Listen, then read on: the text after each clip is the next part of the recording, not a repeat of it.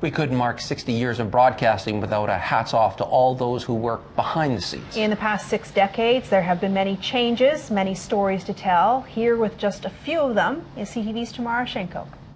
From all of us to all of you. Holiday greetings aside, they're the faces usually behind the scenes, helping to keep the show on the road, or in this case, on the air.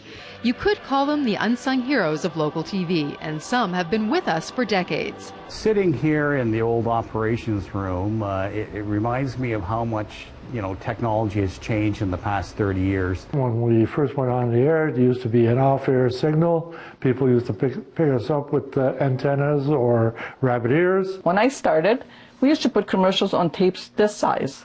Now we're using this. That's not to say there weren't any advantages to loading reels of film back in the day. I remember the first show was Bonanza, so that was the big thing in our day, watching it in the back before the public saw it, and so it was kind of an exciting time. Former station manager George Lund recalls the early days and how live TV could get a little too lively at times. Somebody'd sneak under the desk of the newsman and tie his shoes together, and he'd have to get up to do the weather. Others recall the many people they've met. I've been fortunate to have met people like Johnny Cash, Lloyd Robertson, Bobby Orr, even the Queen. What sticks with me is the amount of people have come and gone and started a career here in Timmins. I've been fortunate to have welcomed many talented people to our CTV family. It has been heartwarming to see so many grow and move on in our industry. Speaking of family, looks like these two sisters learned how to steal the show somewhere along the way.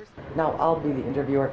Sister, yes. What's blown your mind about technology? It blows my mind that if we have to, we can do a news story on this and send it back to the station. Depending on the time and place, everyone has their own memorable moments. More than a few, Tamara.